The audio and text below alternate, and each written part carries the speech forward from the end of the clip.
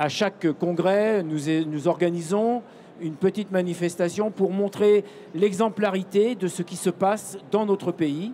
Et là, Laurent, à qui je vais céder la parole tout de suite, a choisi de mettre en place la question de la RSE en gros, c'est-à-dire de la responsabilité que l'on a vis-à-vis de nos locataires dans ce qu'on appelle l'économie sociale et solidaire.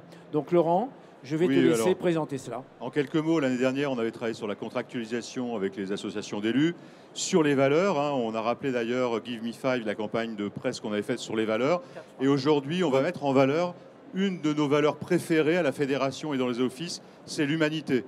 Et on va illustrer cette humanité par 5 actions qui vont dans ce sens de l'humanité, qui s'intéressent aux locataires, à ce qu'ils sont, à leurs difficultés, et plutôt des actions qui sont très positives, qui visent plutôt évidemment à faire que les gens aillent mieux. Et donc je vais tout de suite céder la parole donc, à Grand Lyon Habitat, qui mène un travail de fond depuis plusieurs années sur l'insertion professionnelle. Alors c'est le cas de tous les organismes d'HLM, c'est vrai, mais là, il y a un petit plus. Damien Chénel, directeur de la prévention et de la vie sociale, et Camille Bayrili-Craplet, chargée de développement et insertion par l'emploi. Donc, vous êtes 2 membres de ce grand office, le Grand Lyon Habitat, le plus grand office de la métropole. Tout à fait, merci pour votre invitation. Donc, Grand Lyon Habitat, effectivement, c'est 25 000 logements sur la métropole, le premier bailleur sur Lyon intramuros, et nous gérons 40%, 45% de notre patrimoine sur les quartiers politiques de la ville.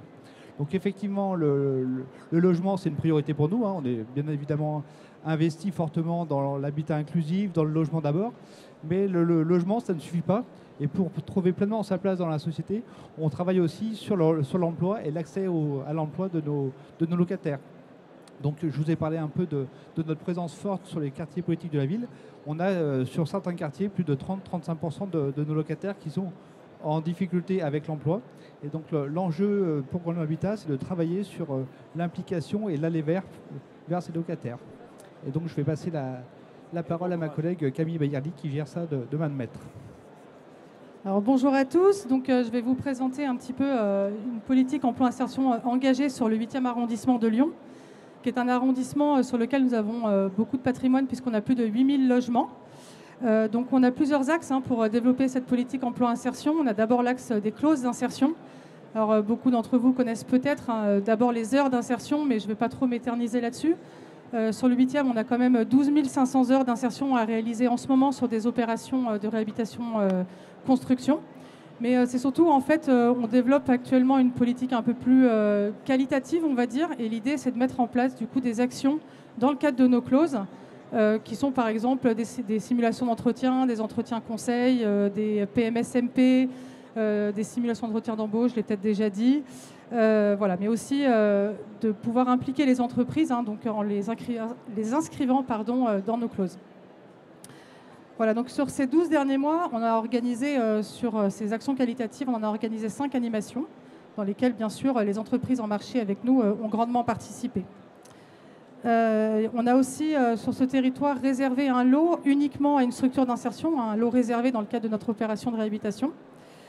Voilà, donc concrètement, en fait, ces actions qualitatives, elles ont vraiment pour objectif de permettre au public en grande difficulté d'accès à l'emploi de pouvoir avoir un premier contact avec les entreprises, de pouvoir avoir des présentations de métiers un peu plus détaillées que ce qu'ils auraient pu connaître. Donc ça a vraiment du sens pour tous ces publics de pouvoir assister à ces animations.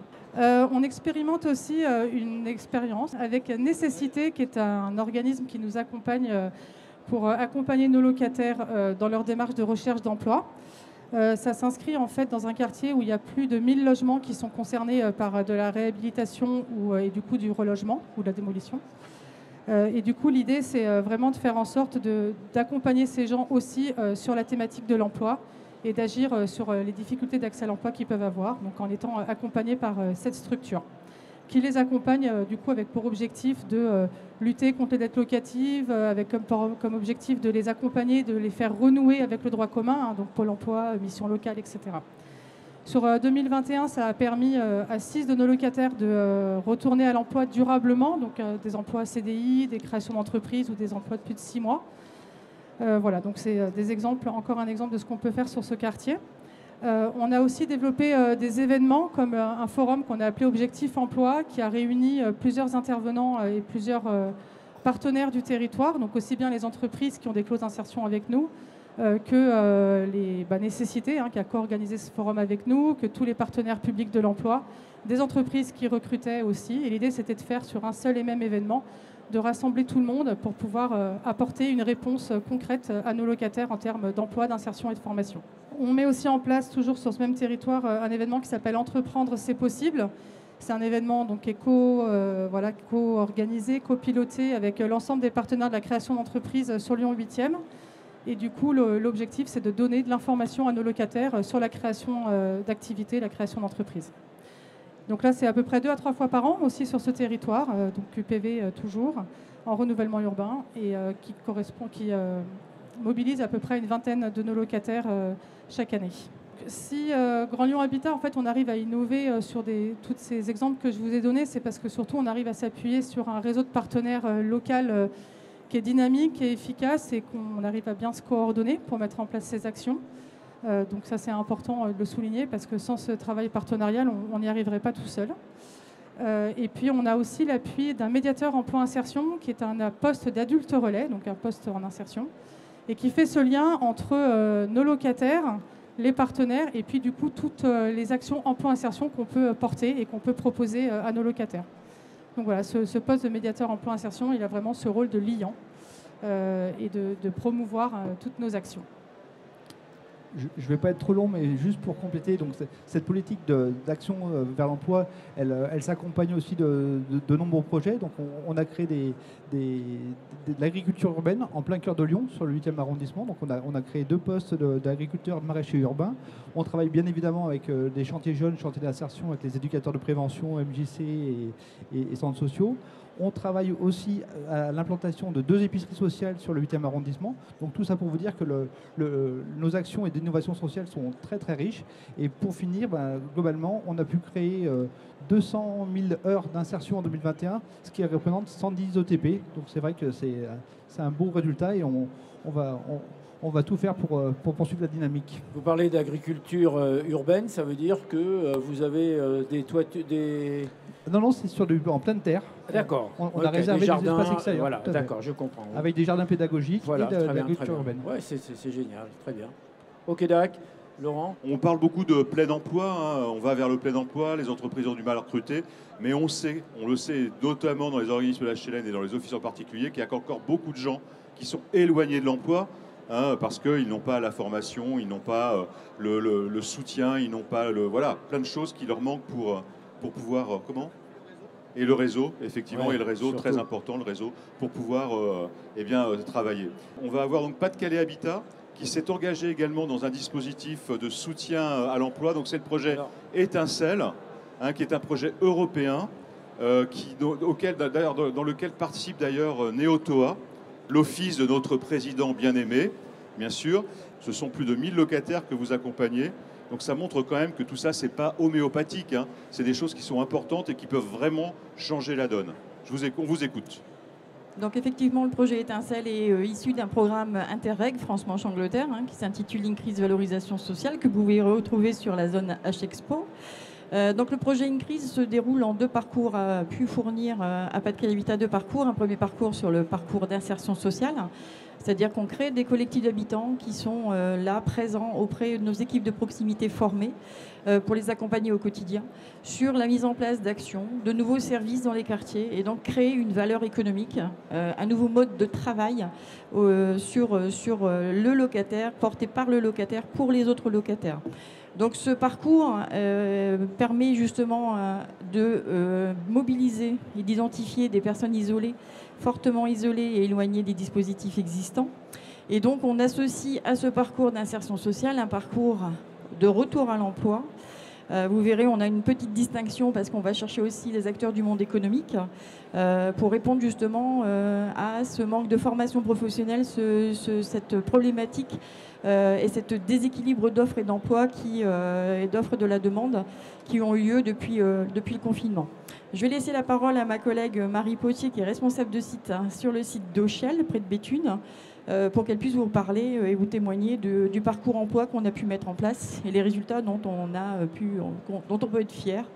Voilà, et effectivement, on a 1150 locataires qui sont accompagnés depuis 4 ans essentiellement par les équipes de proximité au quotidien. Alors, bonjour à tous.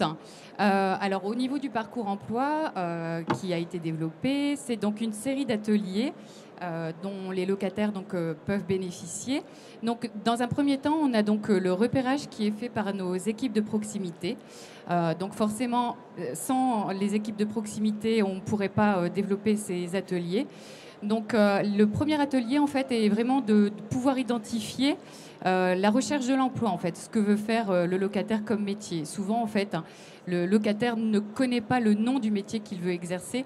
Il identifie un domaine, mais pas un métier.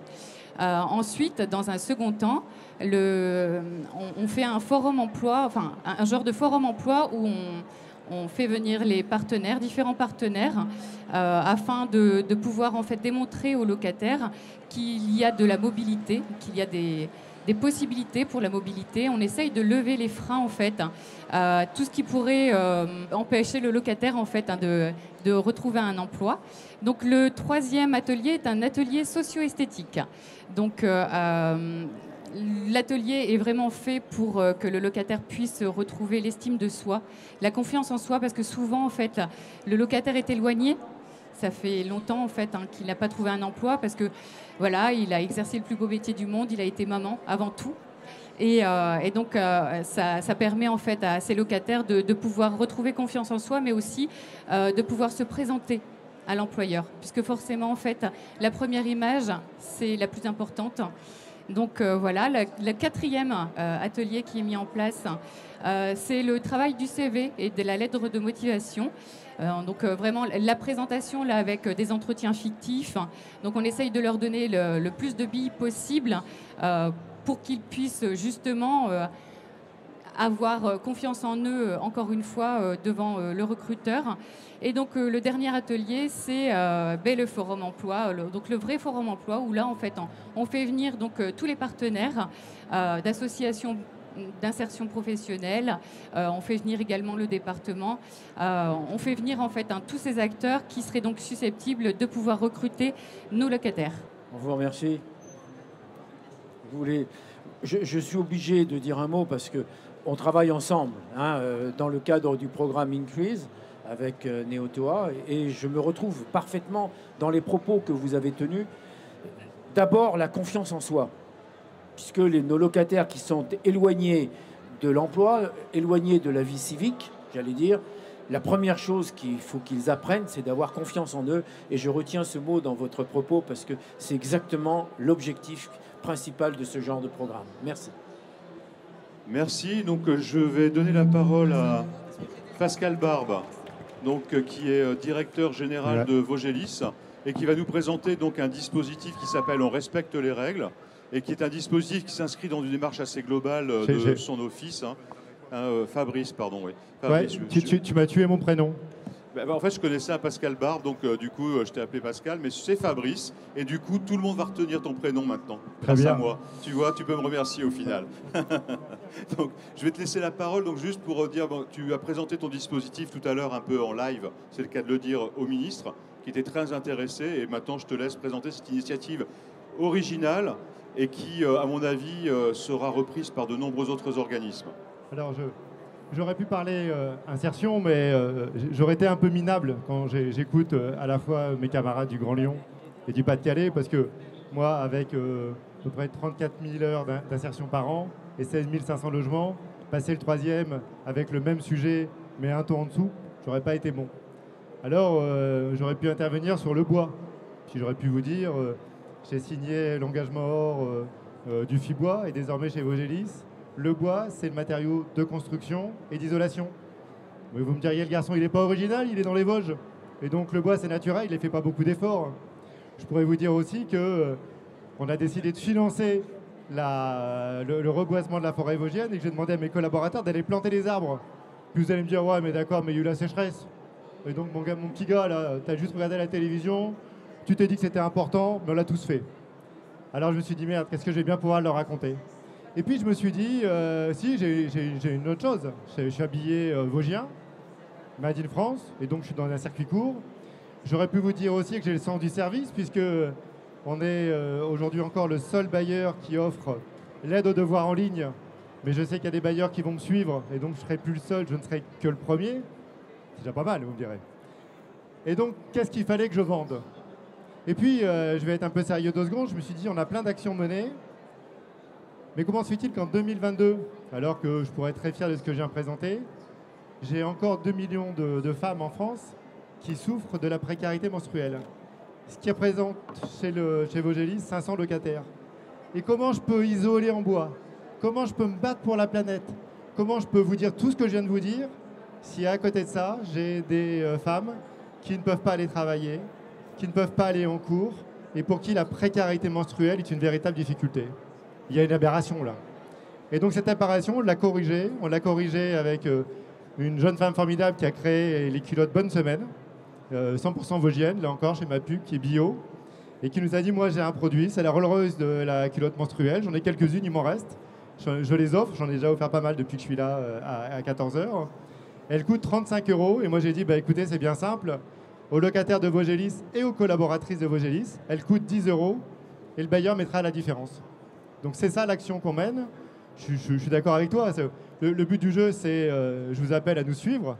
Faites comme nous, parce que là encore, c'est une aberration. On ne peut pas être un véritable acteur engagé sociologiquement et dans l'environnement si à un moment donné ce sujet n'est pas traité. C'est une aberration. Il y a des départements, je crois que j'en discutais tout à l'heure avec Stéphane Troussel, qui est le président du département de la Seine-Saint-Denis, et le département mène ce genre d'action dans les collèges notamment.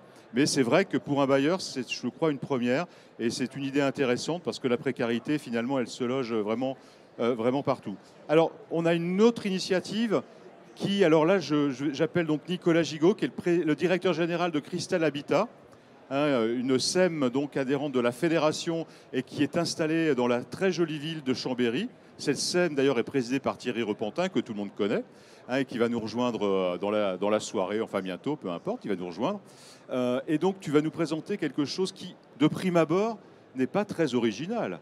Mais oui, tu as installé comment ça s'appelle, des répartiteurs pour voir les consommations pour répartir les consommations de chauffage entre les locataires.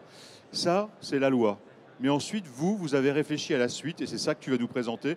Et nous, on a trouvé ça très intéressant parce que ça a des résultats tout à fait concrets. Et dans un contexte de crise énergétique, c'est encore plus intéressant. Je te laisse la parole. Merci Laurent.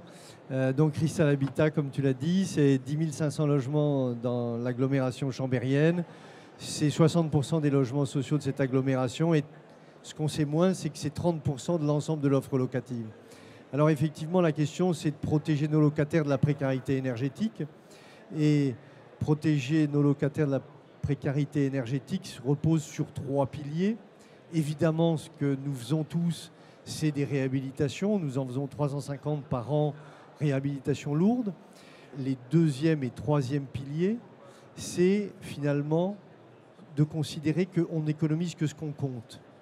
Et d'où m'est venue cette révélation, si je peux dire, c'est que l'ARA HLM, ici, l'AURA HLM maintenant, l'association régionale, avait fait une grande convention des personnels de proximité, avait réuni tous les personnels de proximité de l'ensemble de la région. Et il m'était revenu la mission d'animer un atelier sur justement la précarité énergétique et les économies d'énergie. Et de l'atelier est sortie une idée très simple, c'est qu'on n'économise que ce qu'on compte. Et lorsque nous avons commencé à travailler sur ce sujet chez nous, mais on s'est rendu compte qu'il y a 2 niveaux auxquels on a du mal à compter l'énergie que nos immeubles consomment. C'est tout simplement d'abord sur les 8000 factures que nous recevons annuellement de fluide, qu'on a bien du mal à affecter en temps réel aux immeubles. Et donc, nous avons mené une démarche tout à fait unique et originale avec un partenaire qui s'appelle Énergisme, de comptage automatisé de l'ensemble des flux que consomment nos immeubles et d'affectation aux immeubles. Donc, on a numérisé l'ensemble du recueil des données et traité par l'intelligence artificielle leur affectation aux différents immeubles. Ce qui fait qu'aujourd'hui, nous savons dire en temps réel ce que consomme chacun de nos immeubles et donc nous savons piloter l'énergie consommée par nos immeubles. Et puis, nous nous sommes aussi lancés sur la dimension individuelle qui nous paraissait tout à fait indispensable. Et donc, nous nous sommes lancés dès 2018 dans l'individualisation des frais de chauffage en équipant progressivement l'ensemble de nos logements qui consomment plus de 80 kWh par mètre carré et qui sont au chauffage collectif. C'est une entreprise de longue haleine parce qu'il faut rentrer chez tout le monde, il faut poser des robinets thermostatiques en dehors des saisons de chauffe, et puis il faut soit poser des compteurs quand le chauffage est en boucle, soit poser des répartiteurs sur les radiateurs. Et puis, pour que la démarche soit pédagogique et non punitive, nous avons décidé que le premier cycle de chauffage, lorsque nous pourrions tirer le premier bilan, ce que nous avons fait en 2021, d'une saison de chauffe, nous n'allions pas appliquer brutalement la régule individuelle, mais nous allions faire une régule en blanc pour avoir une action pédagogique vis-à-vis de nos locataires et leur dire voilà ce que vous aurez coûté votre consommation personnelle en fonction de votre réglage individuel de votre chauffage. Et donc, finalement, aujourd'hui, ce sont ces trois actions combinées qui nous permettent à la fois de faire des économies structurelles par la réhabilitation, d'être en capacité de surveiller les consommations à l'immeuble et de dire à nos locataires, vous êtes responsables de votre consommation. Nous avons constaté que sur l'ensemble des immeubles équipés qui ont vécu leur première année en réel, nous avons fait économiser à nos locataires 12% de consommation par l'individualisation des frais de chauffage. Et ça, c'est vraiment on est très heureux de constater ce résultat et on est très heureux du coup de le partager avec nos locataires. C'est ça l'essentiel. Merci beaucoup. Je pense que dans le contexte actuel, c'est d'autant plus appréciable. Je vais ensuite bien passer la parole à Pierre-Yves Antras, qui est le DG de Haute-Savoie Habitat. Alors, Pierre-Yves, on avait fait tout un travail à la Fédération sur les nouveaux services auxquels tu as participé. C'était en 2016-2017. Et ça a permis d'ailleurs dans la loi Elan de faire adopter un certain nombre d'amendements qui permettaient d'élargir les compétences des organismes d'HLM. Et à ce moment-là, tu as beaucoup contribué à ce groupe de travail. Tu nous as donné beaucoup d'idées parce que dans ton office, tu as une idée déjà de ce que, depuis très longtemps, de ce que vous pouvez faire, notamment dans le cadre de l'économie sociale et solidaire pour les locataires. Et c'est cette démarche structurante que tu vas nous présenter. Bonjour à tous. Petit voyage. On reste dans la région. On n'est pas très loin. On part sur l'Est. Vous êtes dans la bonne direction. Vous arrivez en Haute-Savoie. Haute-Savoie, comme tout le monde le sait, préfecture Annecy et pas Chambéry. Souvent, on pense que c'est Chambéry. Annecy, super département, la Haute-Savoie. Les montagnes, les lacs, le Mont Blanc, la beauté de la vie. Mais dans cette beauté de vie, nos locataires sont prioritairement concernés parce que cette vie, elle est belle, mais elle est chère. Et notre travail, que vous connaissez bien, notre office, 20 000 logements, accompagne les locataires sur une logique qui est une logique de positionnement pour que leur vie puisse être jouable, faisable et qu'elle soit la moins chère possible. C'est comme ça qu'en 2018, nous avons créé un pôle qui est rattaché à la gestion locative que dirige Catherine Salaz ici présente. Et ce pôle-là, pôle économie sociale et solidaire, a pour vocation de viser en permanence l'amélioration du positionnement économique de nos locataires. Donc, toutes les actions qui y sont rattachées, que Catherine va vous présenter en partie, parce qu'elles sont nombreuses, sont rattachées à cet objectif-là, cette finalité-là, qui est de dire comment, à un moment, on traduit, et c'est un objectif assez fort qu'on s'est posé, comment ce gain économique va aller, et notamment c'est par ça qu'on a commencé, dans la logique d'échange de services, services entre les locataires eux-mêmes, services entre l'OPH et les locataires, et services entre les locataires et l'OPH. Donc dans cette espèce de triptyque-là, réfléchir à comment on va jusqu'à une valorisation de cet échange économique et notamment avec une finalité qui reste la nôtre, qui est dure à porter, qui se traduit par jusqu'à une baisse de loyer. C'est-à-dire que notre volonté est d'arriver à un moment que quand on contribue à cet échange de services-là, on va aller, nous, reconnaître une baisse de loyer, un positionnement économique du locataire dans son mode de vie.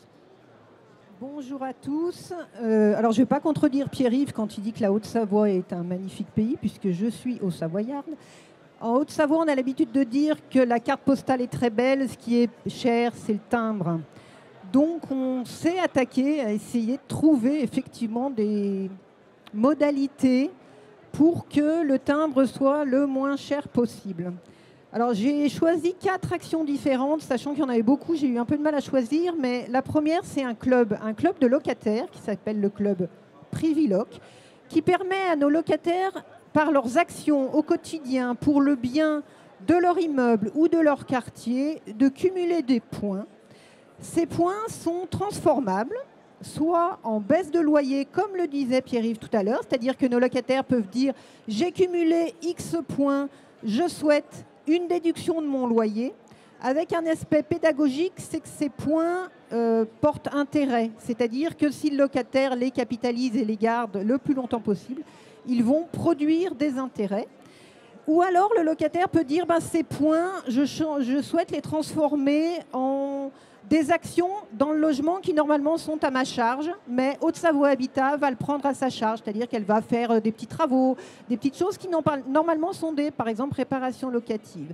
Donc ça, c'est le premier aspect du club Priviloc. Et le deuxième, c'est que nous sommes allés négocier avec des commerçants de proximité des prix, et les locataires n'ont qu'à présenter leur adhésion au club, et les commerçants donnent des réductions ou offrent des cadeaux à nos locataires. Ça, c'est le premier exemple très rapide, sachant que dans l'idée d'échange des points, nous aimerions mettre en place une blockchain, mais là, ce n'est pas l'occasion d'en parler maintenant, mais voilà, on aimerait aller encore plus loin sur le principe avec la participation des locataires. Le deuxième sujet, c'est ce qu'on appelle les paniers solidaires, c'est-à-dire qu'en partenariat avec la Croix-Rouge, chaque semaine, la Croix-Rouge livre au pied de nos immeubles des fruits et légumes de saison, frais. Les locataires préparent des paniers de 5 kilos et les voisins viennent les chercher, moyennant quelques euros évidemment, mais là aussi, nos locataires se permettent à la fois de s'investir dans la vie du quartier, à la fois de mieux connaître le voisin. Donc là, en sens de renforcement du lien social, ça a un très fort levier sur ce sujet-là. Le troisième exemple, rapidement, c'est une bergerie urbaine. Donc chaque année, moutons ou chèvres, ça dépend des années, viennent sur notre patrimoine. Et à la fois, l'aspect éducatif a permis, par exemple, à une de nos locataires de créer sa micro-entreprise et de faire de l'animation de quartier. Donc là, on était pleinement dans la recherche pour une locataire d'un emploi. Et à la fois éducatif pour les enfants et parfois les parents qui découvrent la vie des chèvres chaque année, etc., etc., sans parler de quelques économies de charges, puisqu'il n'y a plus besoin de tondre la pelouse, évidemment, chaque année. Et le dernier exemple, très rapidement aussi, c'est l'ouverture de conciergeries de quartier. Donc conciergerie de quartier, soit directement portée par le personnel de Haute-Savoie Habitat, qui là va être le facilitateur et le liant entre les associations qui œuvrent principalement sur le champ de l'ESS et nos locataires, alors soit par des animations, soit par exemple des cours de couture ou des cours d'informatique, ou vraiment au besoin et selon ce que les locataires du quartier concerné expriment, soit une conciergerie qui est portée par une association qui s'appelle Solus, et là qui va être dans la proposition de services du type boîte postale pour l'envoi du courrier, ou là il y a un projet de livraison de pain parce qu'il n'y a pas de boulangerie dans le quartier, etc. Donc c'est vraiment là la notion de conciergerie telle qu'on la connaissait. Ou qu'on la connaît encore dans certains quartiers. Voilà les 4 exemples. Il y en a plein d'autres, hein, mais j'avais que 5 minutes, donc je m'arrête là. Merci à vous. Merci. Non, mais là, on a présenté 5 initiatives. On aurait pu en présenter 100, il fallait en choisir 5. On a choisi celles qui nous paraissaient intéressante en ce moment, dans le contexte actuel. Merci. Alors, Marcel, peut-être un petit mot.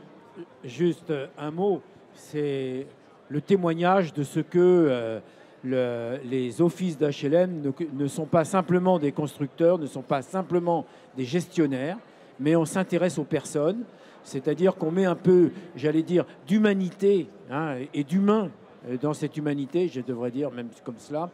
Et c'est ça qui est important. Tout à l'heure, je parlais d'une république fraternelle.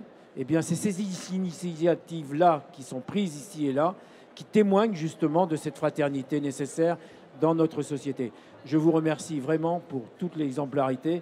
J'ai compris qu'il fallait que j'aille dans les Vosges, mais pas seulement. Il faut que j'aille à Annecy, il faut que j'aille à Chambéry.